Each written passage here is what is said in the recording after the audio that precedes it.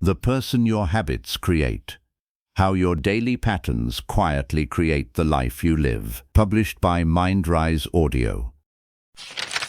Introduction. Take a moment and look at your life. Not at the life you wish you had. Look at the life you are actually living. Look at how you spend your mornings. Look at what you do when nobody is watching. Look at how you respond when things become difficult. Look at what you give your attention to, what you repeatedly avoid, and what you keep telling yourself you will change someday. These ordinary moments may seem insignificant. They are not. Your life is being shaped by them. Most people think change begins with a major decision. They imagine that one day they will finally become disciplined, focused, confident, successful, or healthier. They wait for the right moment. They wait for motivation. They wait until life becomes easier. But life rarely changes that way. The person you become is usually created through much smaller choices. A choice to get up when you would rather stay in bed. A choice to finish what you started. A choice to put your phone away and focus. A choice to keep a promise you made to yourself.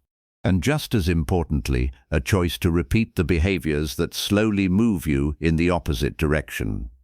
One decision may not seem powerful, but repeated decisions become habits. Habits become patterns. Patterns become part of your identity. And eventually, those patterns begin to determine the kind of life you experience. That is the idea at the heart of this book. Your habits are creating a person. The question is whether you are creating that person deliberately. You may have habits you never consciously chose.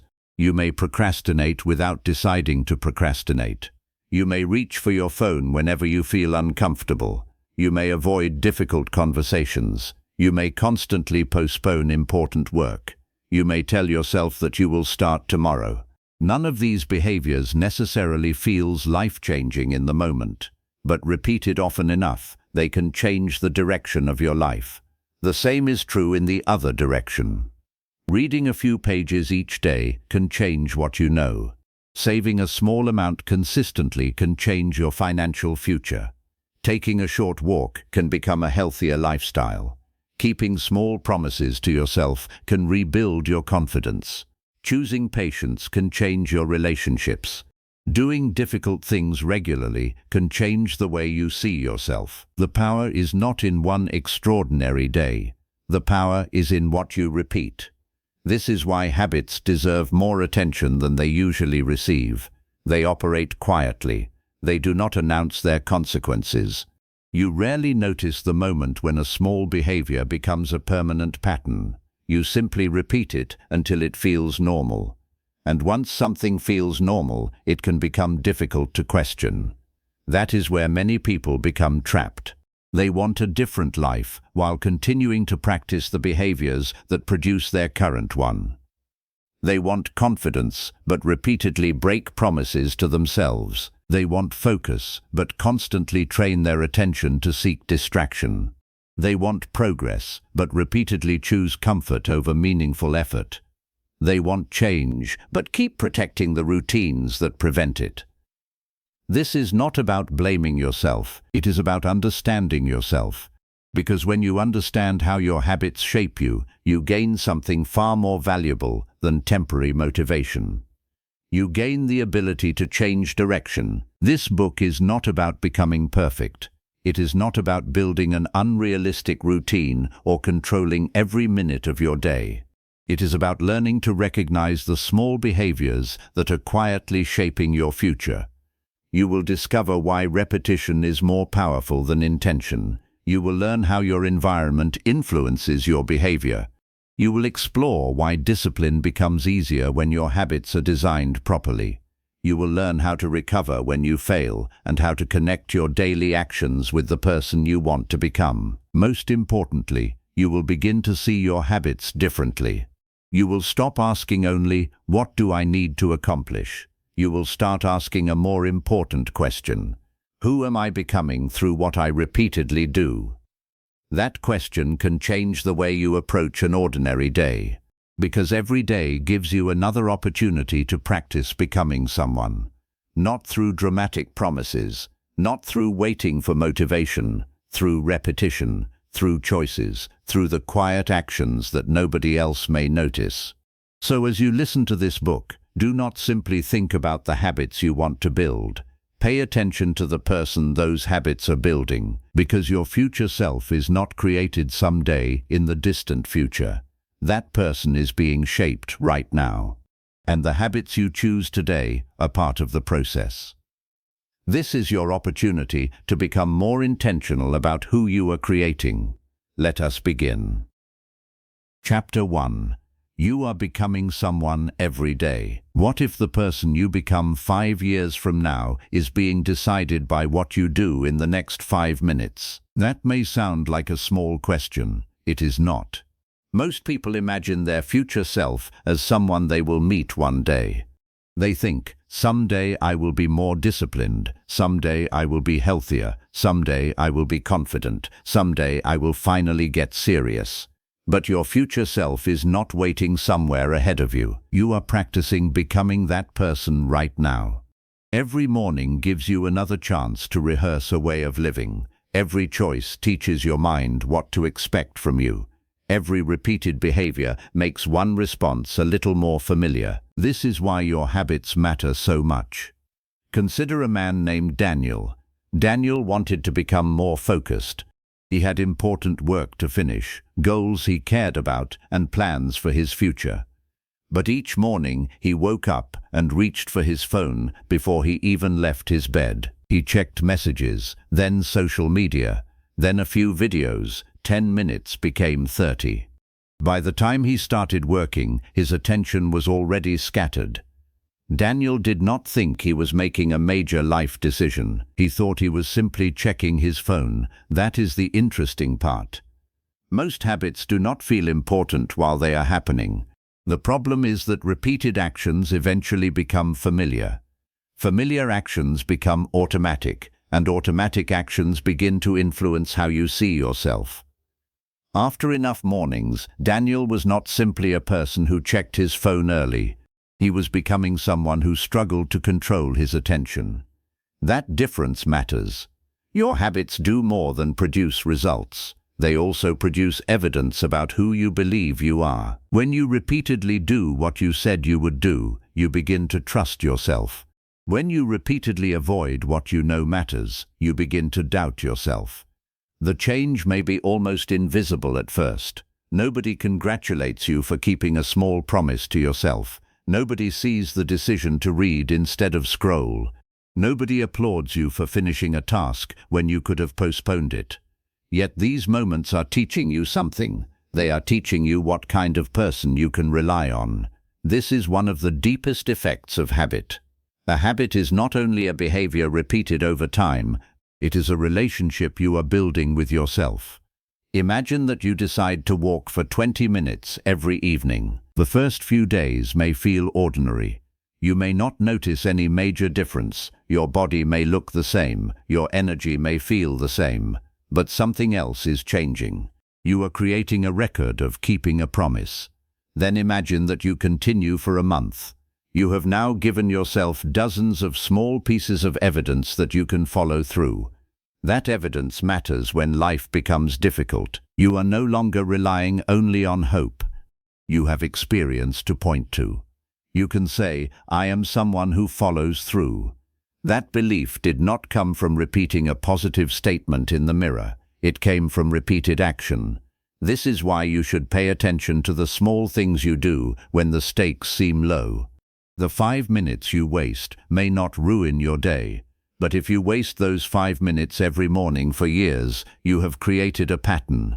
The one workout you skip will not destroy your health, but always choosing comfort when exercise becomes inconvenient creates a different pattern.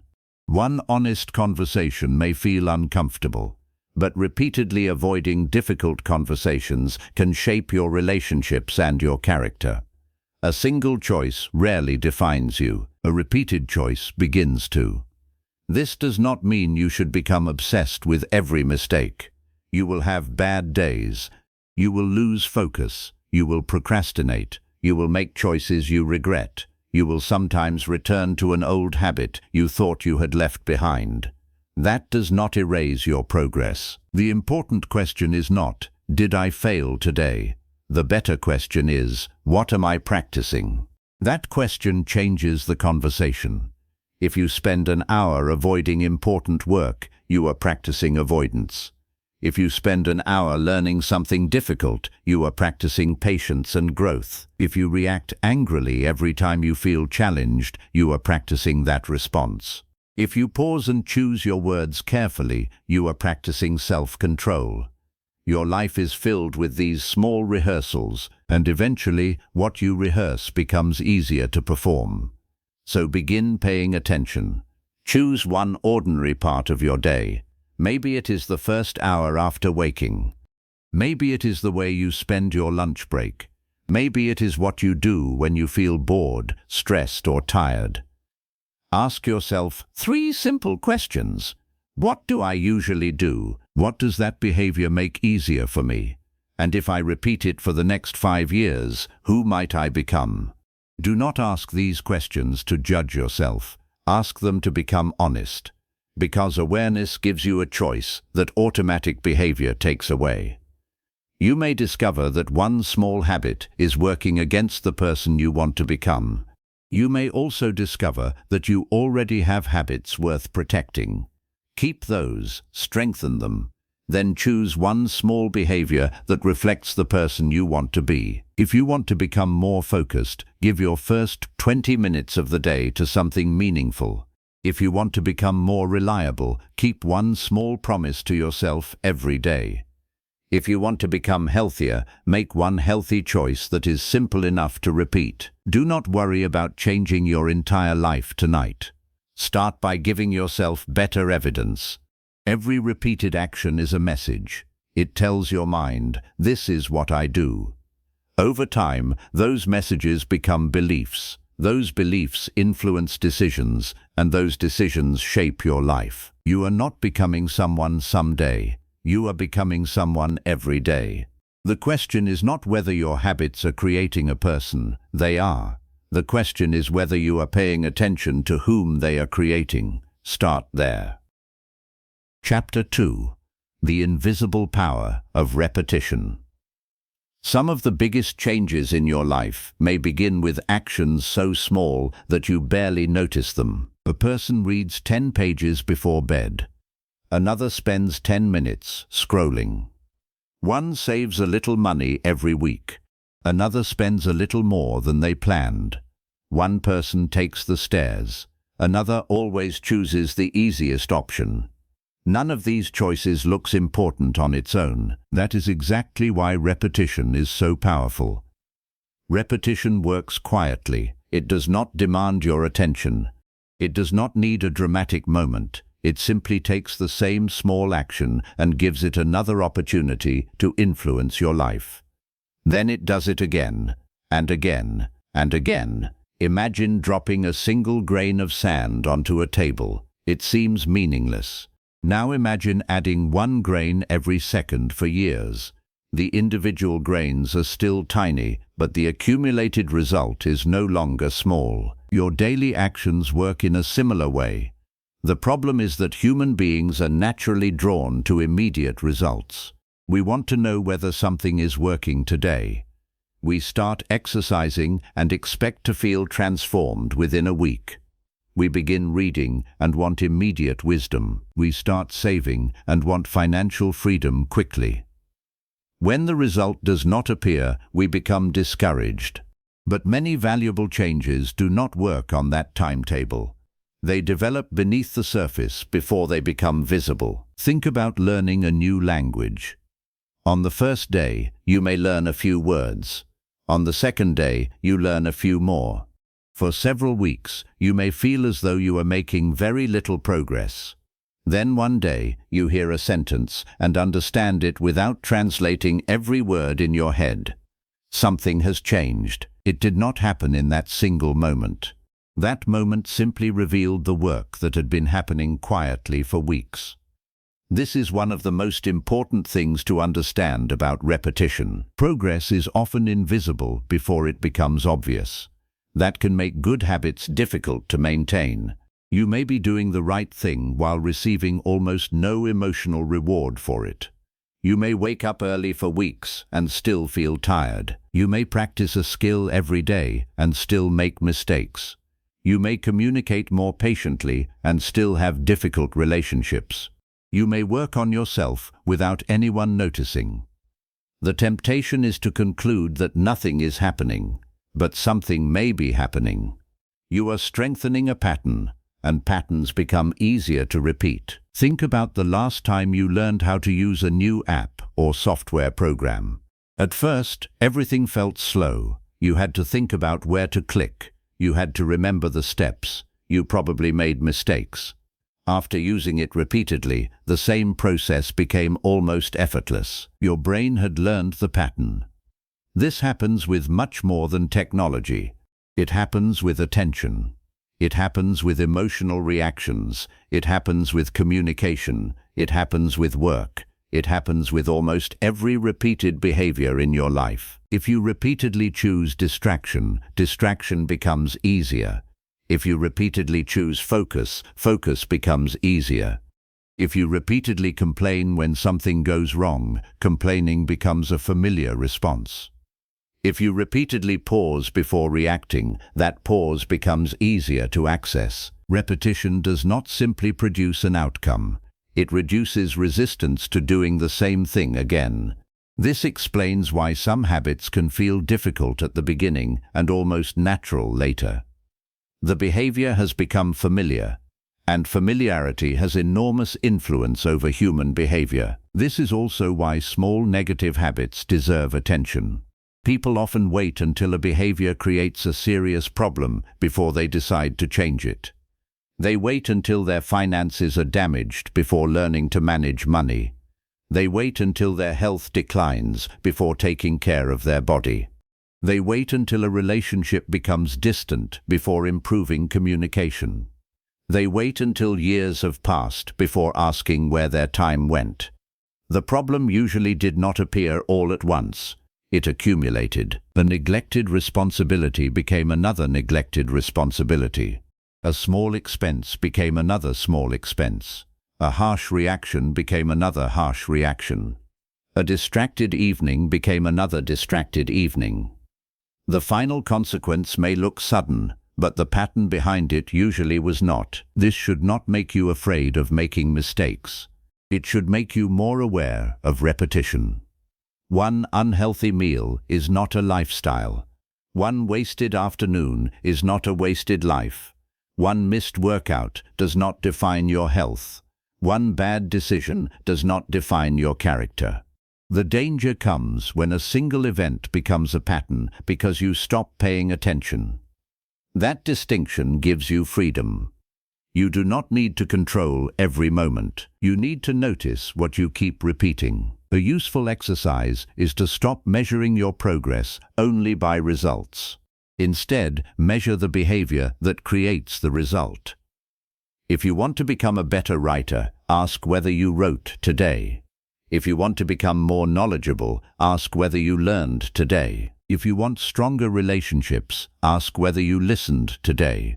If you want greater financial stability, ask whether you handled your money with intention today.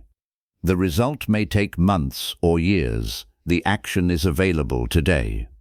This is where patience becomes practical. Patience is not simply waiting. It is continuing to do something worthwhile before the reward becomes visible. That is a different kind of strength. It means you can work without applause. You can improve without immediate proof. You can continue even when the results are still hidden. There is another important lesson here. Do not make your habits unnecessarily large. A habit that requires perfect conditions will struggle to survive ordinary life. A habit that is simple enough to repeat has a much better chance of becoming part of you. If you want to read more, begin with a few pages. If you want to exercise, begin with a short session. If you want to organize your life, begin with one small area. If you want to write, begin with one paragraph. The goal at the beginning is not to impress yourself. The goal is to establish repetition. Once repetition becomes stable, you can build on it. Ask yourself this question tonight.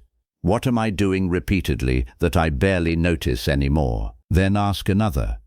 If I continued doing it for the next 3 years, where would it take me?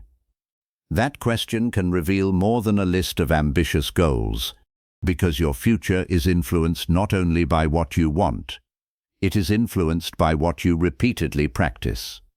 The quiet actions matter. The ordinary choices matter. The things you do when nobody is watching matter. A single day may not seem powerful, but a day repeated hundreds of times becomes a life. And that is the invisible power of repetition. What feels small today may become significant tomorrow, so choose what you repeat with care.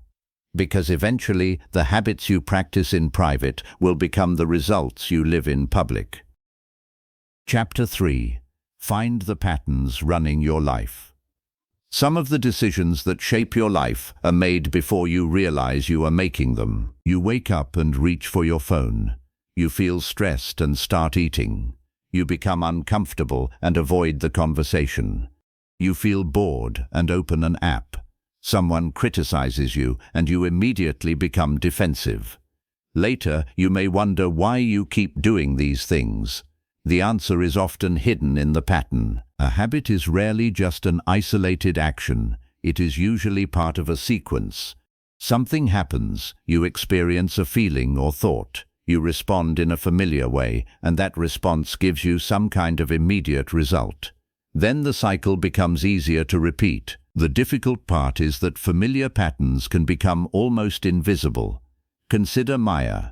Every evening, Maya planned to spend an hour working on an important personal goal. She genuinely wanted to make progress. But when the evening arrived, she often felt tired. She would sit down with her laptop. Then she would check one message. After that, she would open a social media app.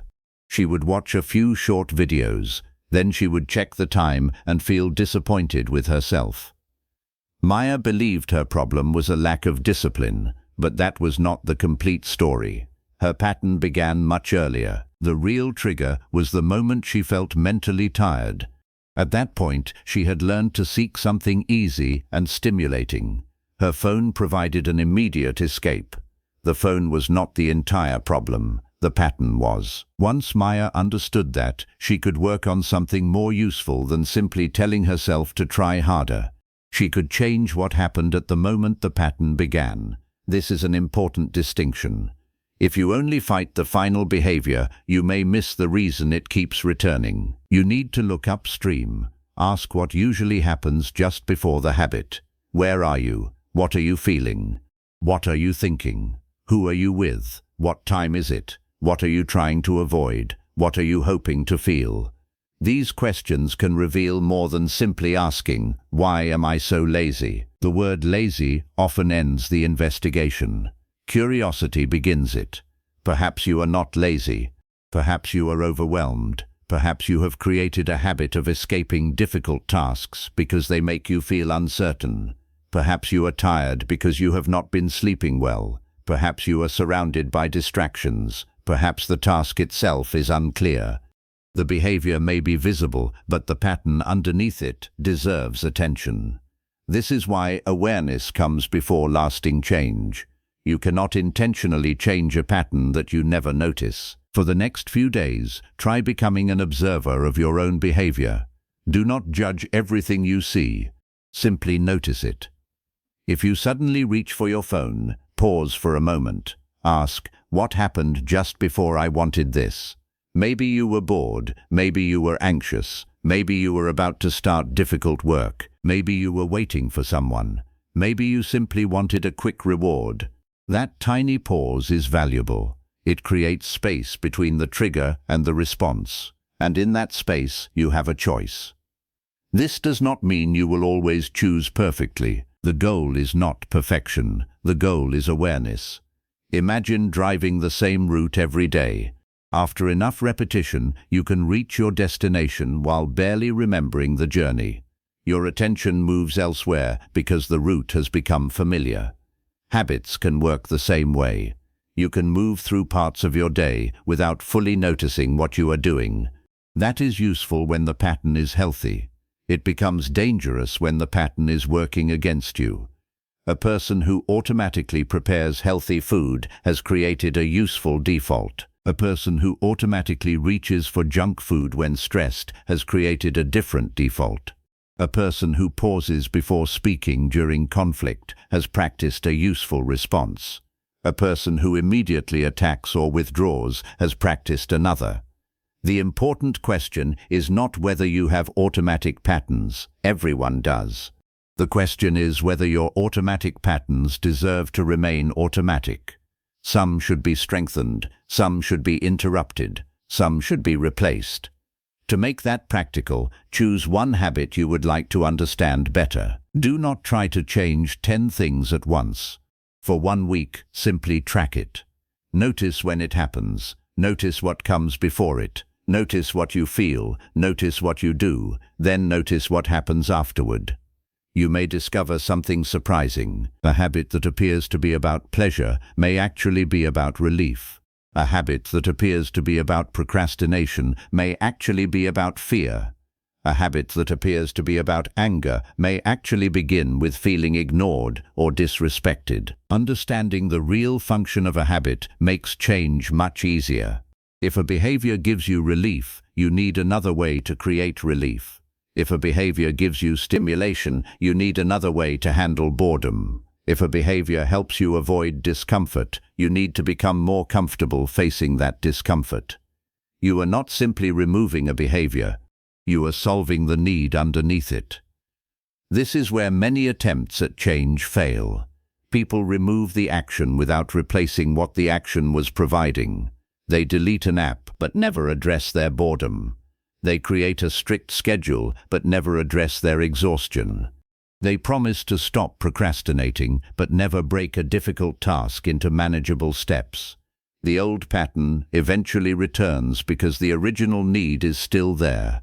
A better approach is to ask, what is this habit doing for me? The answer may not always be pleasant, but it can be useful. You may discover that you are not addicted to distraction. You may simply have trained yourself to escape discomfort.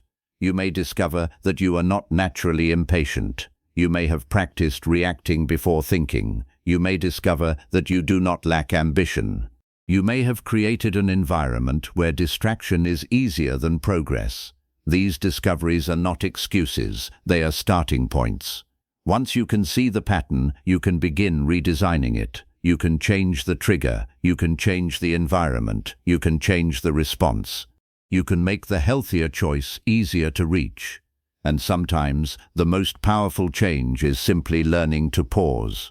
A pause gives you a moment to notice what is happening inside you before an old pattern takes control. That moment may last only a few seconds, but a few seconds can change a decision. A changed decision, repeated often enough, can change a pattern, and a changed pattern can change the direction of your life. So pay attention to what happens before you act. Your habits leave clues. Your emotions leave clues. Your environment leaves clues. Your repeated reactions leave clues. The goal is not to become suspicious of yourself. The goal is to become familiar with yourself. Because when you can finally see the patterns running your life, you stop being controlled by everything you do automatically. You begin to choose. And real change begins at the moment you realize you have a choice. Chapter 4. Change the environment. Change the behavior. Sometimes the hardest part of changing your behavior is not changing yourself. It is changing what surrounds you. Imagine trying to eat healthier while your kitchen is filled with snacks you cannot resist. Imagine trying to read while your phone is beside you, lighting up every few minutes. Imagine trying to save money while shopping apps constantly show you things you want to buy. You may tell yourself to be stronger, but why make the right choice harder than it needs to be? Your surroundings are always giving you instructions. A phone on your desk suggests checking it. A book on your pillow suggests reading. Running shoes beside the door suggest going outside. A bowl of fruit on the kitchen counter makes a healthy choice visible. These objects may seem passive. They are not. They influence what you notice, what you remember, and what you do next. This is one of the most useful ideas you can take from this chapter. Your environment is not just where your habits happen. It helps shape which habits happen. Consider someone named David. David wanted to spend less time on his phone. He had tried setting goals. He had promised himself that he would use his phone less. He even felt guilty whenever he spent too much time scrolling. But every night, his phone stayed on the table beside his bed. The moment he felt bored, he could reach for it. The moment he woke up, it was within arm's reach. The moment he had a spare minute, the easiest option was already available. Eventually, David stopped trying to win the same battle every night. He began charging his phone across the room. He removed unnecessary notifications. He kept a book beside his bed. Nothing about David's personality had suddenly changed. His environment had changed. And because the environment changed, the behavior became easier to change. This is not weakness, it is intelligent design.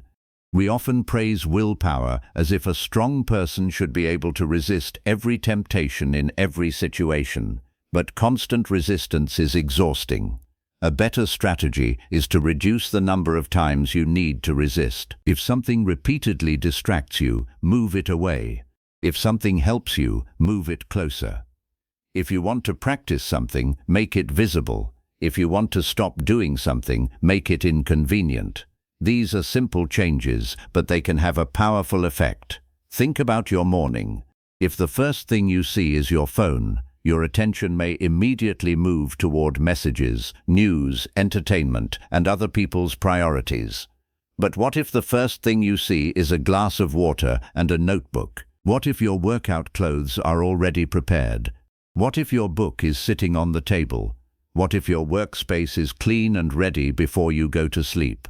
You have not created a perfect life. You have simply made certain actions easier to begin. That matters because starting is often the hardest part. A person may genuinely want to exercise, but searching for clothes, finding shoes, and deciding what workout to do can create unnecessary friction. Prepare everything the night before, and the first step becomes smaller. A person may want to write every morning, but opening a blank document can feel intimidating. Leave the document ready with the first question already written, and the starting point becomes clearer. A person may want to eat better, but preparing healthy meals every time they are hungry can be difficult. Prepare simple options in advance, and the better choice becomes more convenient. Small amounts of preparation can remove large amounts of resistance. This idea works for unwanted habits too. Do not only ask how to stop yourself. Ask how you can make the behavior less convenient. If you spend too much money online, remove saved payment details. If you waste time on certain websites, block access during your working hours.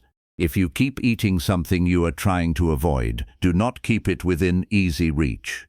If you constantly interrupt your work to check messages, silence notifications, and place your phone somewhere you cannot see it, you are not trying to become a person who never feels temptation. You are creating conditions where temptation has less control. There is another part of your environment that deserves even more attention.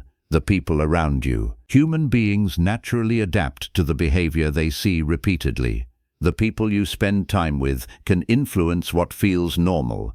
If everyone around you treats learning as important, learning can become part of your normal life.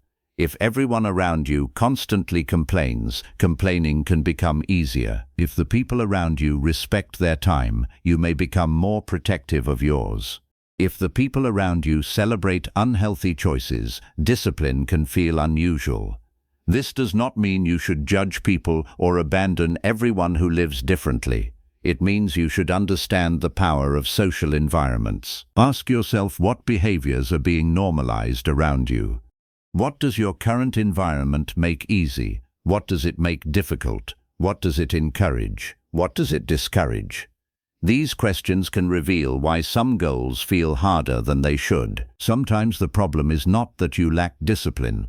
The problem is that your surroundings are constantly working against your intentions.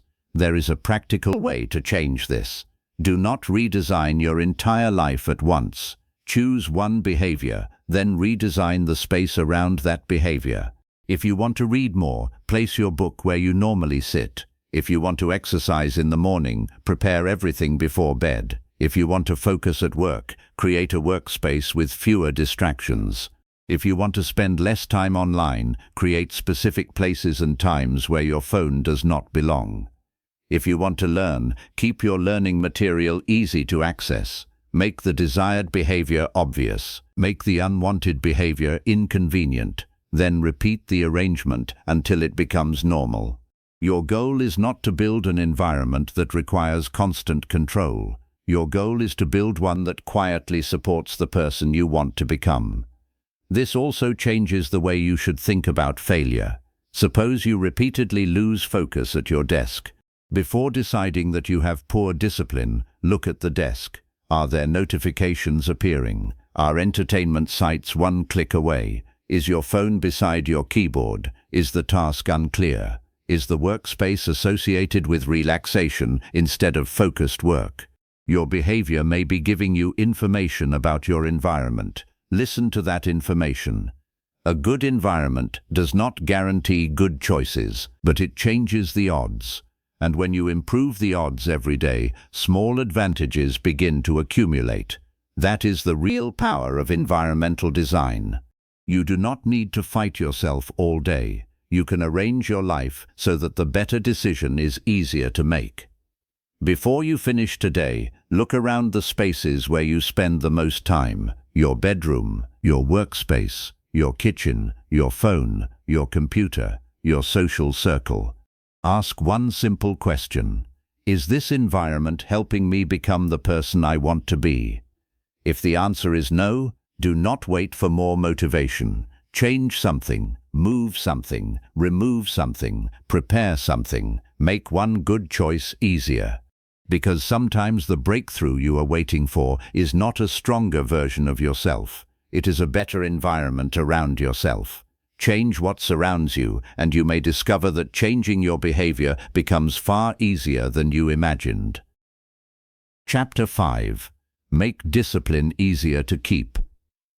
Discipline is often misunderstood. People imagine a disciplined person as someone who never feels tired, never gets distracted, and always does what needs to be done. That person does not exist.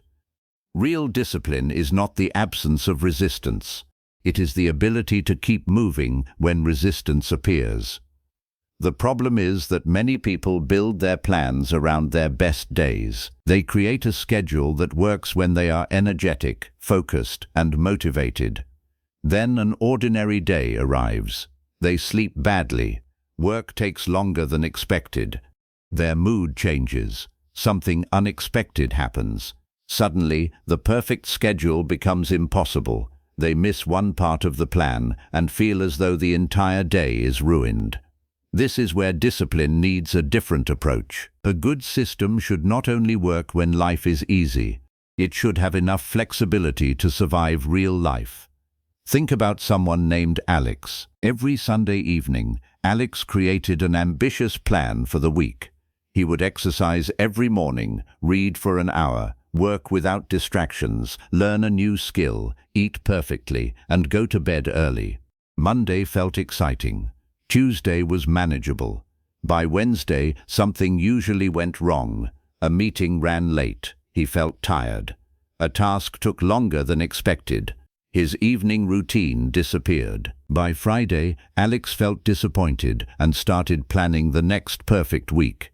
The problem was not that Alex lacked ambition. His standard was too difficult to maintain. He had designed a routine that demanded his maximum effort every day. A better approach would be to create two standards, a normal standard for good days and a minimum standard for difficult days. On a good day, Alex might exercise for 45 minutes. On a difficult day, he might walk for 10 minutes. On a good day, he might read 30 pages. On a difficult day, he might read 5. On a good day, he might study for an hour. On a difficult day, he might spend 10 focused minutes reviewing one important idea. The smaller action may not look impressive, but it protects continuity. That is important because discipline becomes stronger when you stop treating every difficult day as a special case. You already know difficult days will happen, so plan for them. The goal is not to make every day extraordinary. The goal is to remain connected to the person you are trying to become. This leads to an important distinction. Do not build your discipline around intensity. Build it around reliability. Intensity asks, how much can I do today? Reliability asks, what can I count on myself to do repeatedly? The second question is usually more useful. Imagine 2 people learning to play the piano. The first practices for 3 hours whenever motivation appears. Then he stops for several days. The second practices for 20 minutes almost every day. After a month, the first person may have experienced a few impressive sessions. The second person has created a relationship with practice. That relationship is valuable, because discipline is not only about completing a task, it is about becoming someone who can be counted on. This applies to every important area of life. Can you count on yourself to work when the task is not exciting? Can you count on yourself to study when nobody is watching? Can you count on yourself to take care of your responsibilities before seeking entertainment? Can you count on yourself to protect time for what matters? The answers are built through repetition. One useful way to strengthen this quality is to create clear rules, not complicated rules, simple ones.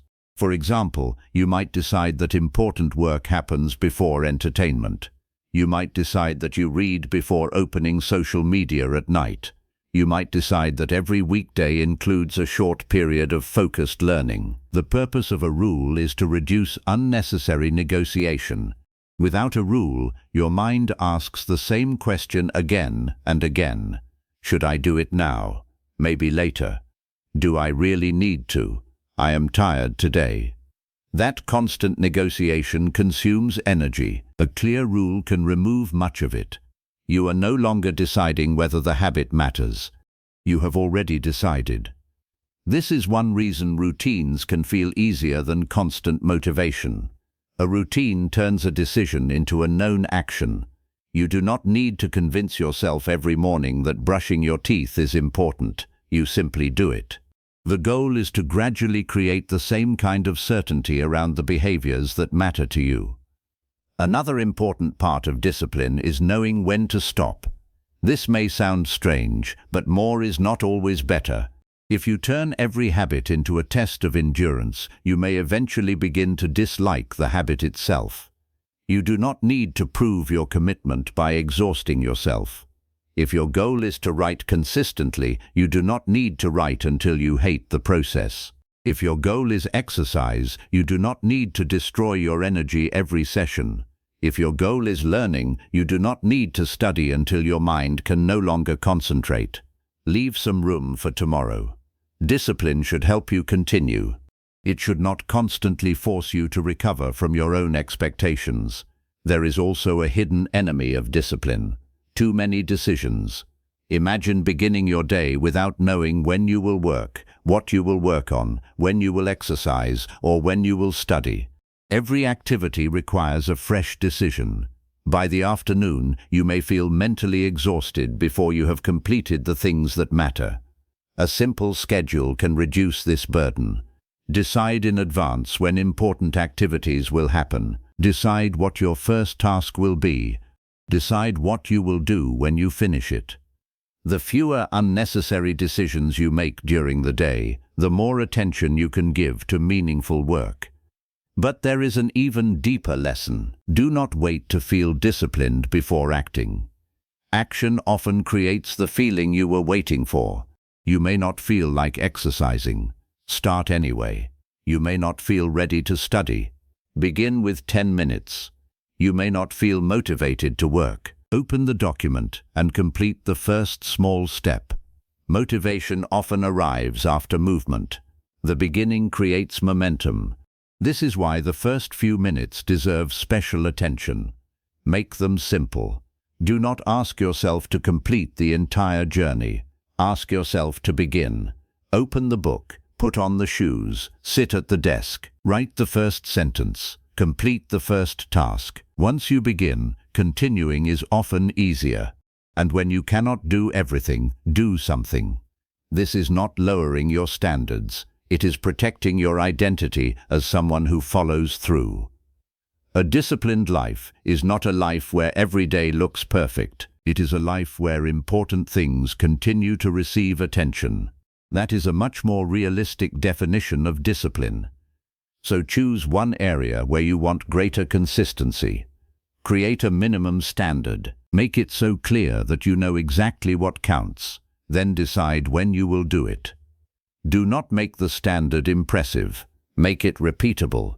Once it becomes reliable, you can increase it. The person who does a small, meaningful action every day is building something more valuable than a temporary burst of effort.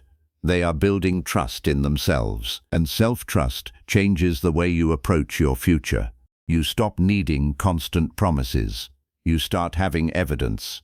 You know that when you say something matters, your actions can support your words. That is real discipline, not perfection, not endless effort, not pretending that difficult days do not exist. It is the quiet ability to keep important promises in a form you can actually sustain. Make discipline easier to keep, then give it enough time to become part of who you are. Chapter 6. Become the person who does it. There is a moment when a habit stops feeling like something you are trying to do. It simply becomes something you do. You no longer need to convince yourself to read. You are a reader. You no longer need to force yourself to exercise. You are someone who takes care of your body. You no longer make endless promises about doing important work. You are someone who gets started. This change may look small from the outside. Inside, it is much bigger, because lasting change is not only about changing your behavior, it is about changing the way you see yourself. Think about the difference between saying, "I am trying to write a book," and saying, "I am a writer." The first statement describes an activity. The second describes an identity. One sounds temporary, the other sounds like part of who you are. This distinction matters because people naturally act in ways that match the identity they hold about themselves. If you see yourself as someone who cannot stay organized, disorder can begin to feel normal. If you see yourself as someone who always gives up, quitting becomes easier to justify. If you see yourself as someone who is capable of learning difficult things, struggle becomes easier to tolerate. Your self-image influences your behavior, and your behavior in return strengthens your self-image. This creates a powerful cycle. You act. You observe your action. You draw a conclusion about yourself. Then that conclusion influences what you do next. For example, imagine someone who decides to become more reliable. They begin with one simple promise. Every morning, they spend 15 minutes completing an important task before checking entertainment. The first day may feel ordinary. The 10th day feels different. They now have evidence. They have repeatedly shown themselves that they can keep this promise. That evidence changes their internal conversation. Instead of saying, "I am trying to become disciplined," they may begin thinking, "I am someone who can follow through." That belief can influence other areas of life. They may become more willing to take on difficult work. They may trust themselves with bigger commitments. They may stop needing constant encouragement from other people. The original habit was small. The identity shift was much larger. This is why you should be careful about the labels you give yourself. People often turn temporary behavior into permanent identity. They miss a deadline and say, "I am terrible with time." They struggle with money and say, "I am just bad with finances." They procrastinate and say, "I am a procrastinator." They lose their temper and say, "That is just how I am." These statements may feel harmless, but repeated often enough, they become instructions. If you believe a behavior is part of who you are, changing it can feel like changing yourself. A better approach is to separate your current behavior from your identity. Instead of saying, "I am lazy," say, "I have been practicing avoidance." Instead of saying, "I am bad at this," say, "I have not developed this skill yet." Instead of saying, "I never finish anything," say, "I need to build a stronger pattern of finishing." The difference is powerful. One statement closes the door, the other leaves room for growth. This does not mean pretending to be someone you are not. You should not stand in front of a mirror and repeat words you do not believe. Real identity change comes from evidence. You become more confident by doing things that require courage. You become more reliable by keeping promises. You become more patient by practicing patience when patience is difficult. You become more focused by repeatedly returning your attention to what matters. You become more disciplined by doing important things even when you would rather avoid them. Identity is built through action. That means you do not need to wait until you feel like the person you want to become. You can begin acting in alignment with that person before the identity feels natural. This is especially important when the old version of you feels familiar. Imagine someone who has spent years avoiding difficult conversations. They decide they want to become more honest and direct. The first difficult conversation may feel uncomfortable. Their old instinct may tell them to stay quiet, but they speak honestly and respectfully. The next time, it may still be uncomfortable. Then another conversation happens. Slowly, something changes. They begin to see themselves differently. They are not simply someone who wants to communicate better. They are becoming someone who can handle uncomfortable conversations. The behavior creates the evidence. The evidence changes the identity. The identity makes future behavior easier. This is why your habits should reflect the person you want to become. Do not only ask, "What result do I want?" Ask, "What kind of person would naturally create that result?" If you want to become knowledgeable, become someone who learns regularly. If you want stronger relationships, become someone who listens carefully. If you want financial stability, become someone who pays attention to where money goes. If you want physical strength, become someone who trains consistently. If you want peace of mind, become someone who protects their attention and chooses their commitments carefully. The goal is not to perform these behaviors for a few weeks. The goal is to make them part of your normal life. There is another important point. You do not need to become a completely different person. You are not destroying yourself and starting again. You are developing qualities that may already exist within you. Perhaps you are already responsible in your work, but inconsistent with your personal goals. Perhaps you are disciplined with other people, but struggle to keep promises to yourself. Perhaps you are patient with your family, but impatient with your own progress. This means you already have evidence that change is possible. Look for it. Find one area of your life where you already behave like the person you want to become. Study that behavior.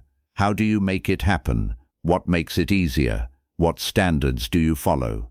Then transfer some of those principles to another area. This approach is more useful than constantly criticizing your weaknesses. You are looking for proof that the quality you want is already possible within you. Then you practice it deliberately. Another useful question is this: what would someone like me do next? Not what would a perfect person do. Not what would the most successful person do. Simply ask what the version of you that you respect would do next. Maybe the answer is to finish the task. Maybe it is to apologize. Maybe it is to close the app. Maybe it is to study for 20 minutes. Maybe it is to go to sleep instead of staying up for another hour. The question turns identity into action, and action is where identity becomes real. Over time, these small decisions begin to change your standards. Things you once tolerated may no longer feel acceptable. Distraction may become less attractive. Breaking promises may feel uncomfortable. Learning may feel normal. Taking responsibility may become natural. You have not simply created a better routine, you have changed what feels consistent with who you are. That is the deeper purpose of habits. They are not only tools for getting things done, they are tools for becoming someone. So choose your next habit carefully, not because it will make you look productive, not because other people will admire you. Choose it because it provides another opportunity to practice the person you want to be. Then repeat it. Let the evidence accumulate. Let your actions speak louder than your intentions. One day, you may notice that you are no longer saying, "I am trying to become that person." You will simply realize that you have become someone who does it. That is when a habit becomes more than a routine. It becomes part of you. Chapter 7. The habits that protect your future. Some habits make your life better. Others protect your life from becoming worse. That difference is easy to miss. We naturally notice habits that produce visible progress. We celebrate exercise, learning, saving money, and productive work because we can connect them to a clear goal. But some of the most valuable habits work quietly in the background. They prevent problems. They protect relationships. They preserve your health. They keep your finances under control. They protect your attention. They help you avoid decisions that could create consequences long after the moment has passed. These habits may never feel exciting. Their reward is often that something bad never happens. Consider someone named Marcus. Marcus earned a reasonable income and enjoyed his lifestyle. He did not think of himself as careless with money. He simply made small purchases without paying much attention. A meal here, a subscription there, an unnecessary purchase after a stressful day. Nothing seemed serious. Then, one month, an unexpected expense appeared. His car needed repairs. Suddenly, the small choices mattered. The problem was not created by the repair. The repair simply exposed the absence of preparation. Marcus had been living as though the future would always cooperate. It would not. Life rarely does. Unexpected expenses appear. People get sick. Jobs change. Relationships become difficult. Plans fail. Opportunities arrive at inconvenient times. You cannot control all of these events, but you can build habits that make you more prepared when they happen. That is what protective habits do. They create a margin between you and unnecessary trouble. Saving money is one example. Getting enough sleep is another. Keeping important documents organized is another. Having honest conversations before resentment grows is another. Regularly reviewing your commitments is another. None of these habits guarantees an easy life. They simply reduce the number of problems you create for your future self. This is a powerful way to think about daily decisions. Ask yourself, what can I do today that will make tomorrow easier? Sometimes the answer is very simple. Prepare your clothes before bed. Reply to an important message. Clean your workspace. Put money aside before spending. Schedule an appointment you have been delaying. Finish a small task instead of carrying it into another day. Go to sleep instead of borrowing energy from tomorrow. These actions may not produce an immediate reward, but they reduce future friction. And reducing future friction is a form of self-respect. There is a deeper principle here. Your future self will have to live with the conditions your present self creates. That future person may inherit your savings or your debt, your strength or your exhaustion, your skills or your ignorance, your organized life or your unfinished responsibilities, your strong relationships or your accumulated resentment. Every day you are leaving something behind for the person you will become. The question is what you are leaving. Think about a person who constantly delays small responsibilities. A message remains unanswered. A bill remains unopened. A room remains messy. A difficult conversation remains unfinished. A health concern remains ignored. Each individual delay may seem harmless, but unfinished things create mental weight. They occupy attention even when you are not actively thinking about them. The future becomes more complicated because the past keeps sending tasks forward. A protective habit interrupts that cycle. Deal with important things while they are still small. This does not mean you must solve everything immediately. It means you should become less comfortable with unnecessary neglect. There is also a protective habit that many people underestimate. Learning to say no. Every yes creates a commitment. Every commitment uses time, energy, attention, or money. If you say yes to everything, you may eventually have too little left for what actually matters.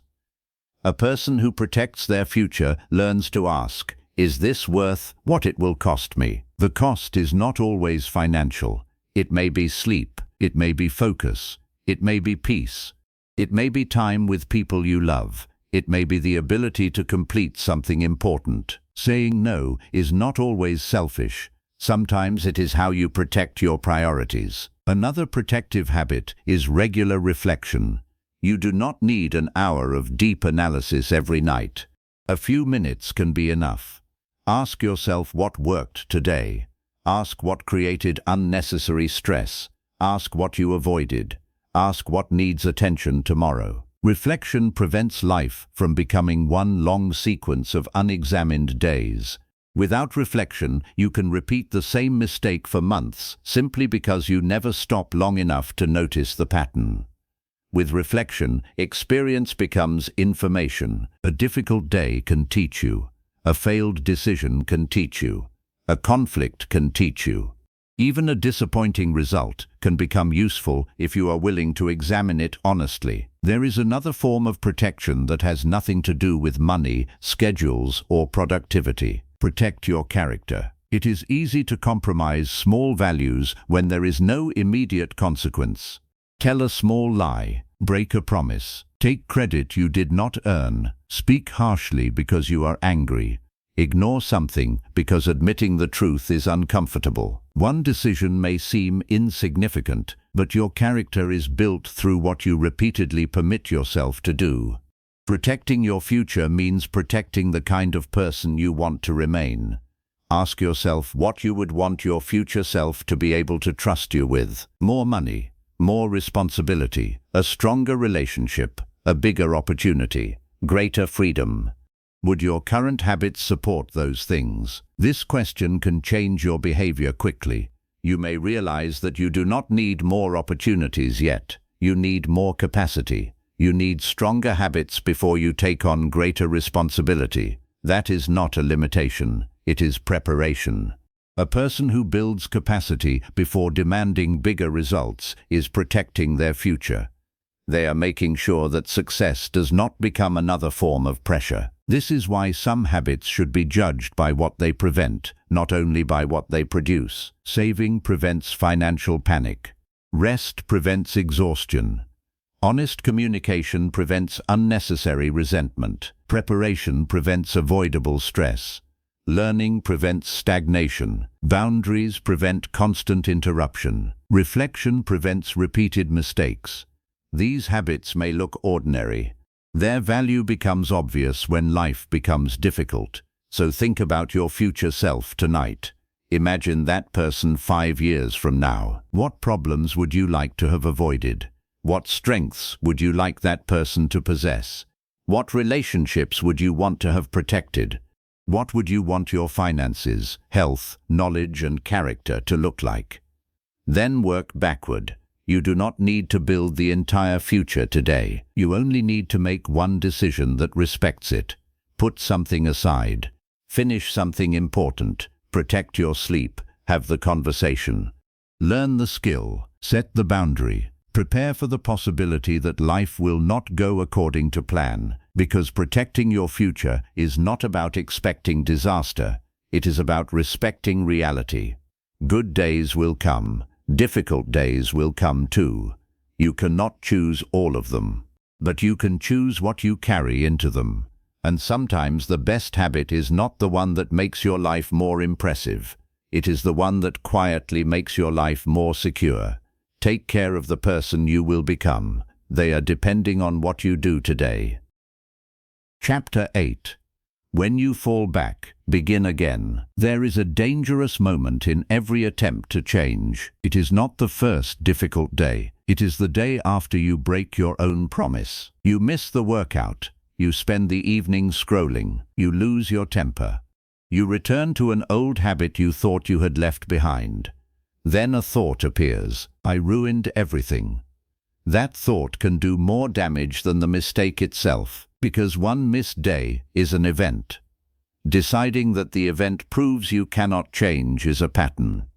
This is where many people stop. They believe progress should be a straight line. They imagine that once a good habit is established, they should never struggle with it again.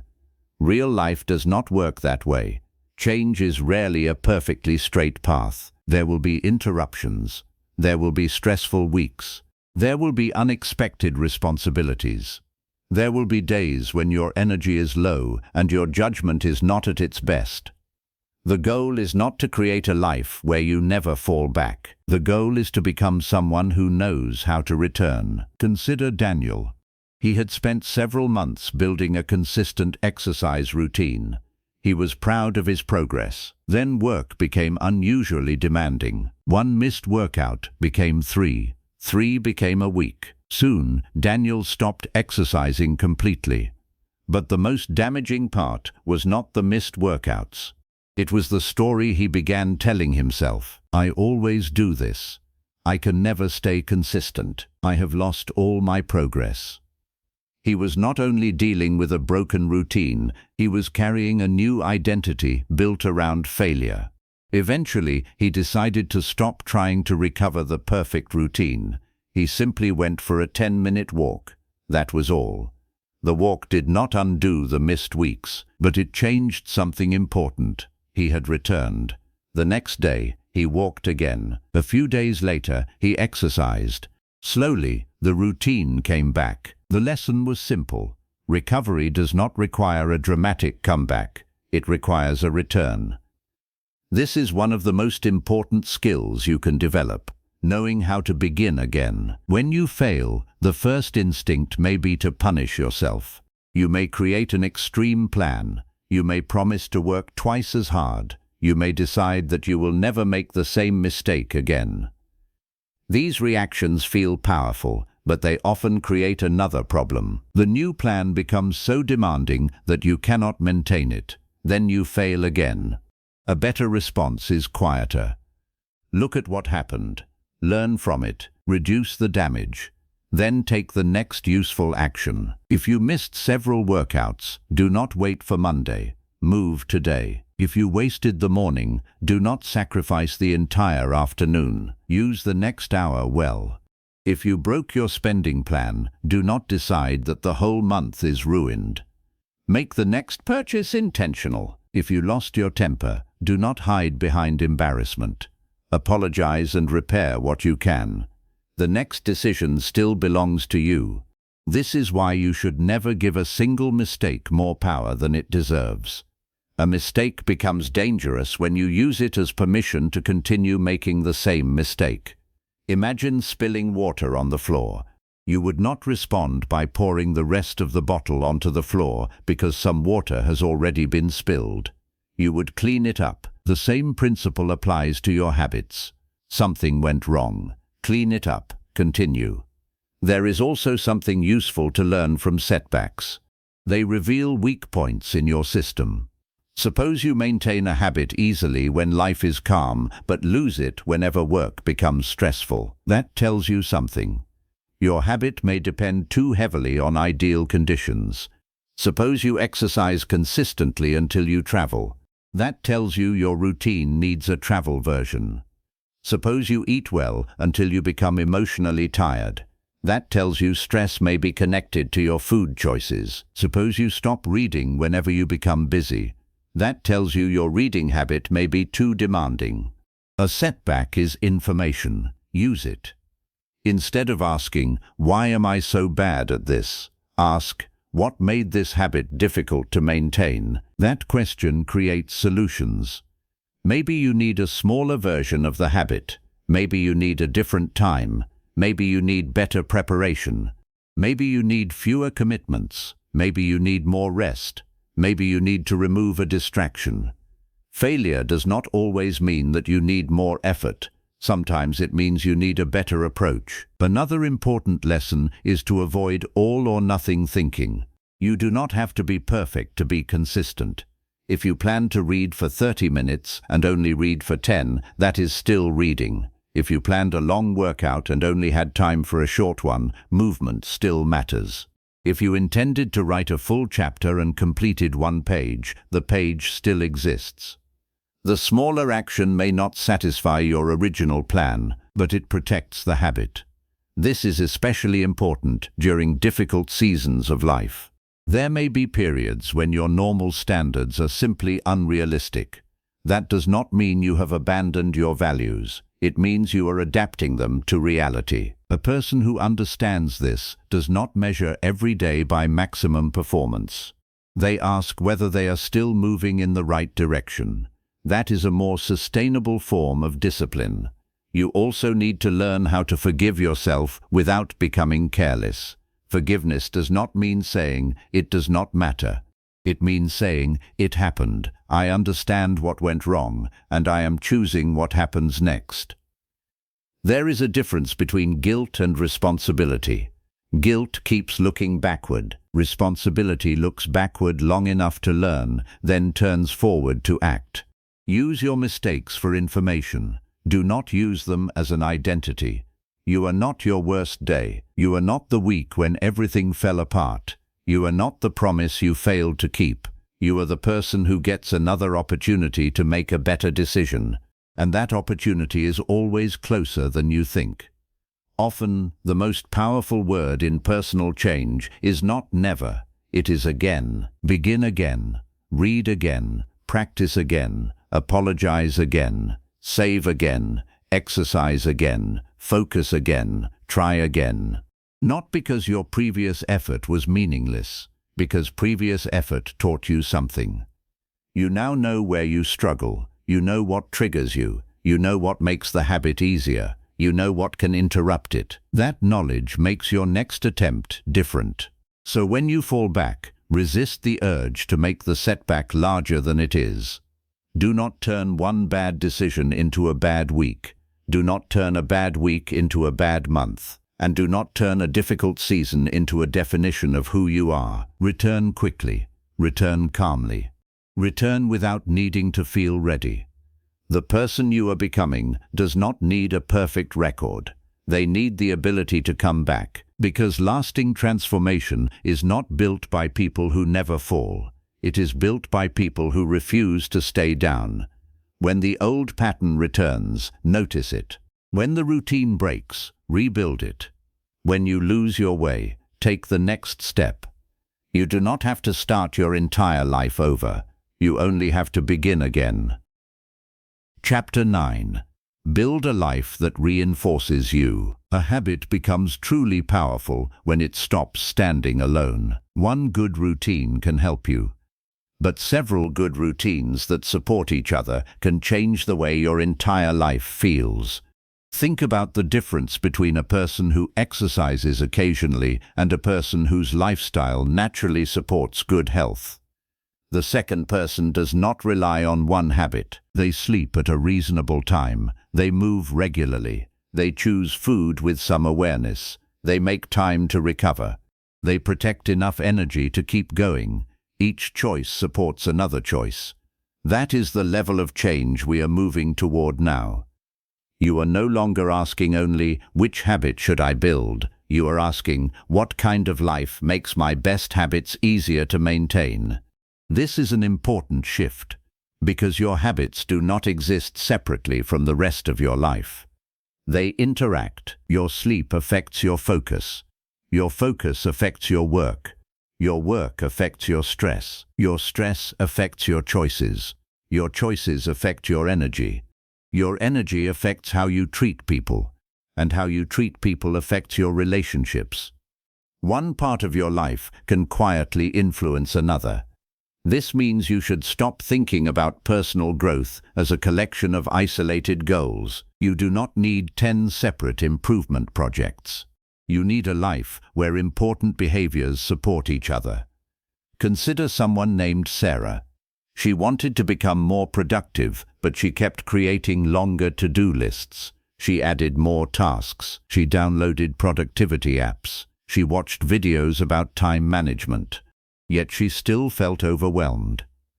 Eventually, she noticed something unexpected. Her biggest problem was not how she organized her work. It was how she lived before the work began. She stayed up late watching videos. She woke up tired. She started the morning by checking messages. She carried several unfinished tasks from the previous day. Then she expected herself to concentrate for hours. Sarah had been trying to improve her productivity without improving the conditions that created her productivity, so she changed the system. She stopped working so late. She prepared her priorities the night before. She began her mornings without immediately checking messages. She gave herself a clear starting task instead of a huge list. Her work did not suddenly become effortless, but the pieces began supporting each other. Better sleep gave her more energy. More energy made focus easier. Better focus helped her finish important work. Finishing work reduced the mental pressure she carried into the evening, and a calmer evening made better sleep easier. The cycle had changed. This is what it means to build a life that reinforces you. A good lifestyle creates positive connections between your behaviors. The goal is not to make every part of life perfect. The goal is to stop creating unnecessary conflict between the things you say you value. If you value learning but spend every evening exhausted from poor planning, something is out of balance.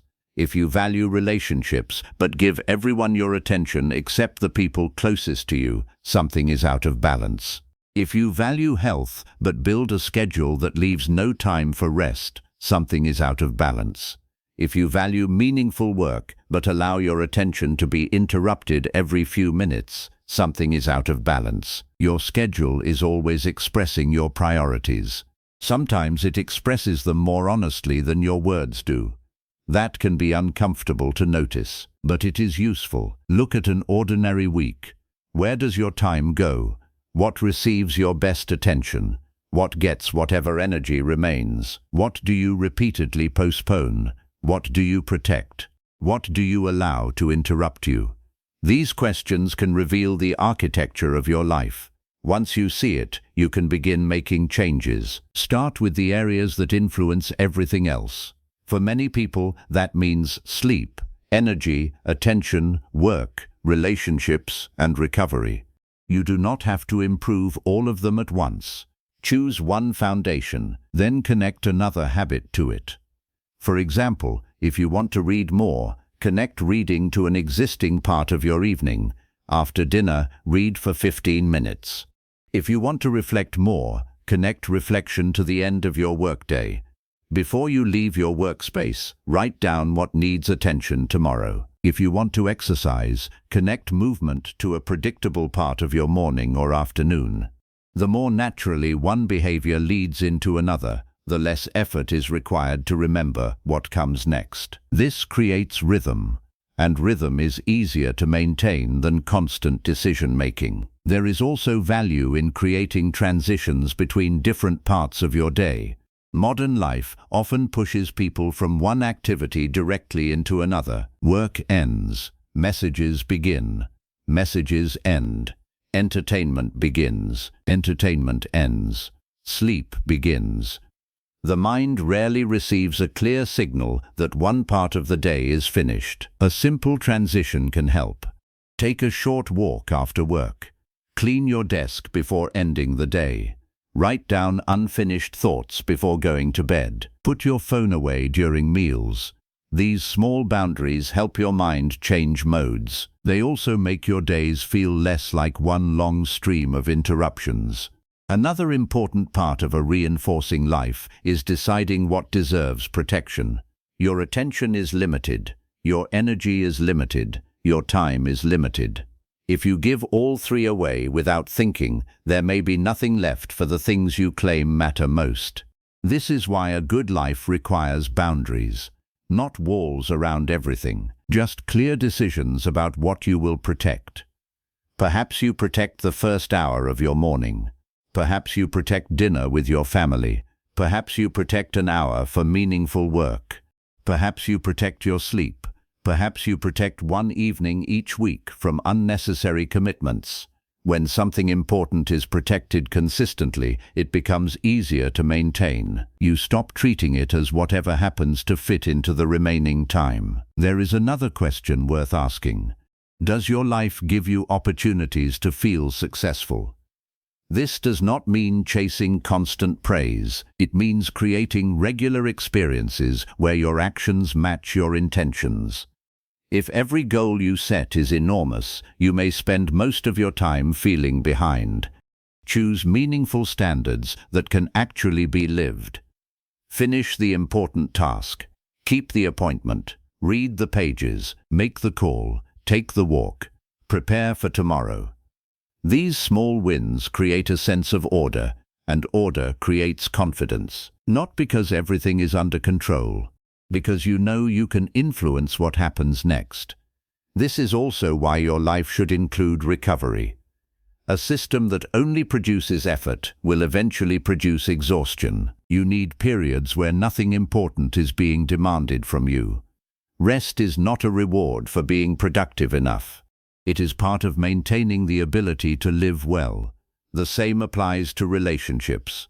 You need people who allow you to be human. You need conversations that are not about achievement. You need moments that remind you that life is more than tasks and goals.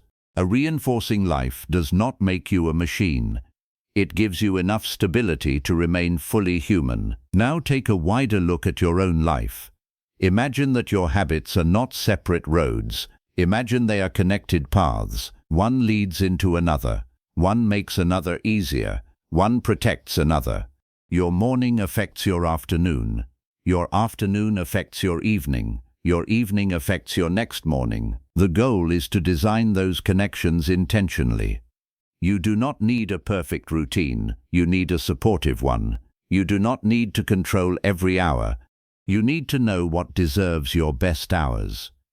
You do not need to become productive every moment. You need enough structure to protect what matters, and you do not need to rebuild your entire life in 1 week. Choose one connection. Make one good behavior support another. Then allow the effect to spread. Over time, you may notice something important. You are no longer forcing every good habit into your life. Your life is beginning to make room for those habits. The way you sleep supports the way you work. The way you work supports the way you rest. The way you rest supports the way you think. The way you think influences the way you choose, and your choices continue shaping the person you become. That is when habits become more than routines. They become a structure that supports you when motivation disappears. A structure that gives your values somewhere to live. A structure that helps your better decisions become normal. Build a life that reinforces you, not a life that constantly asks you to fight yourself, because the strongest version of you will not be created by one perfect habit. It will be created by a life in which the right habits help each other grow. Chapter 10. Become the person you have been practicing to be. There comes a point when you stop asking whether your habits are changing you. You can see the answer in the way you live. You wake up differently. You respond differently. You spend your time differently. You make different decisions when nobody is watching.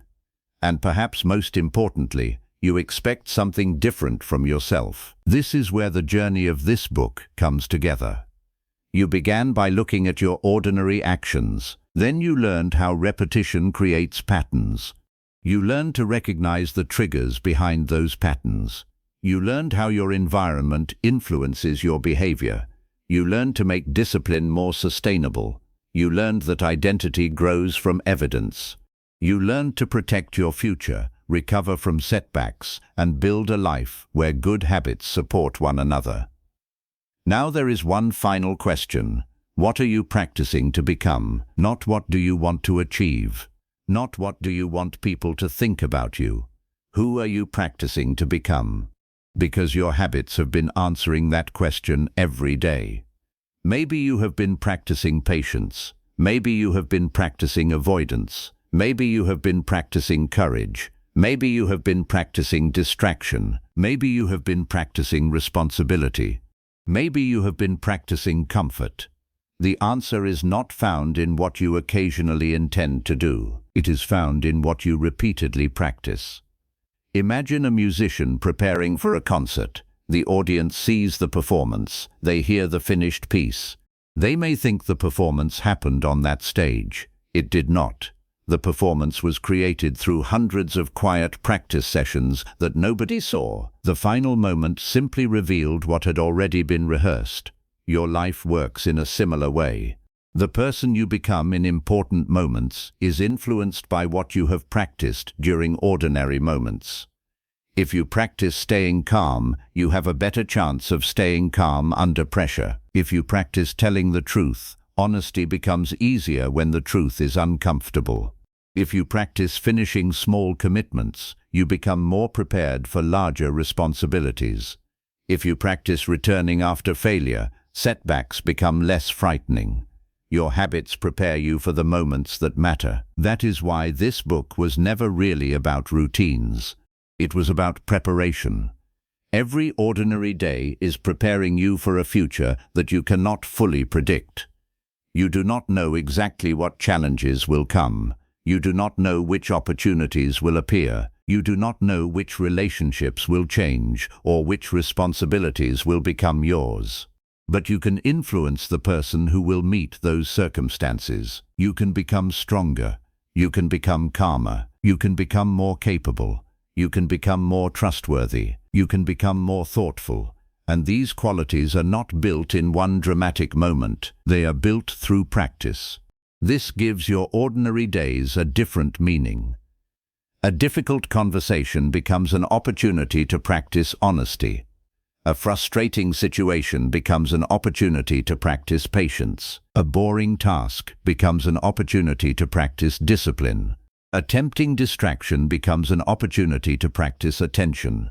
A mistake becomes an opportunity to practice responsibility. A setback becomes an opportunity to practice returning. You do not need to enjoy every challenge. You simply need to recognize what it is teaching you to practice. There is also something important to remember. You will never finish becoming. There is no final version of yourself that arrives one morning and says, "The work is complete." Life continues to change. Your responsibilities change. Your priorities change. Your circumstances change. The person you need to become at 20 may not be the person you need to become at 40. Growth is not reaching a final identity. It is continuing to develop the qualities that allow you to meet life well. That means your habits will need to evolve too. A routine that worked during one season may not work during another. A goal that once mattered may eventually lose its importance. A habit that helped you become stronger may later need to be adjusted. Do not confuse consistency with refusing to change. Consistency means remaining committed to what matters while allowing your methods to evolve. The deeper principle stays. The form can change. This is why you should return to the most important question whenever your life begins to feel directionless. Who am I becoming? Let the question guide your decisions. If you want to become someone who values health, what would that person do today? If you want to become someone who values learning, what would that person study? If you want to become someone who values family, who needs your attention? If you want to become someone who values integrity, what truth needs to be faced? If you want to become someone who values freedom, what responsibility must be handled? The question brings the future into the present. You do not have to wait 5 years to begin living according to your values. You can practice them today. That is where transformation becomes real. There will still be difficult days. You will still procrastinate sometimes. You will still lose patience. You will still make mistakes. You will still have moments when the old version of you feels easier to return to. Do not let that surprise you. Growth does not erase your past. It gives you a stronger response to it.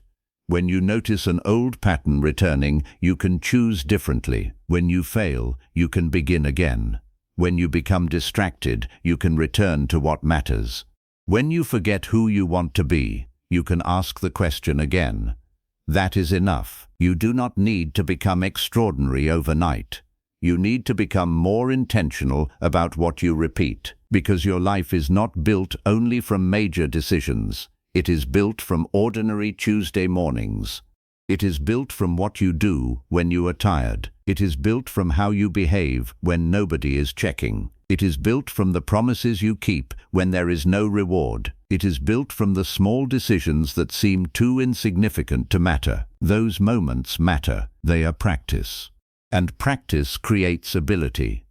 Ability creates confidence. Confidence creates responsibility. Responsibility creates new possibilities. The process continues. So when you close this book, do not make 100 promises. Choose one. Choose one behavior that represents the person you want to become. Make it small enough to repeat. Make it meaningful enough to matter. Then practice it. Tomorrow, practice it again. When life becomes difficult, adjust it without abandoning it. When you fail, return to it. When it becomes natural, build on it, and eventually something will change. You may not notice the exact day it happens. There may be no dramatic moment. You will simply look back and realize that the person you once hoped to become has been forming quietly through your daily actions. You have been practicing. You have been choosing. You have been becoming. And now you can become more deliberate about it. Your habits are not merely filling your days. They are preparing you for your future. They are shaping your standards. They are strengthening or weakening your character. They are influencing the person you meet when you look at yourself honestly. So choose them carefully. Not because every choice will be perfect, because every repeated choice has a direction, and direction matters. You do not need to know exactly where every road will lead. You only need to make sure you are walking toward a person you respect. That person is not waiting somewhere in the future. You are practicing to become that person today, and tomorrow you will practice again.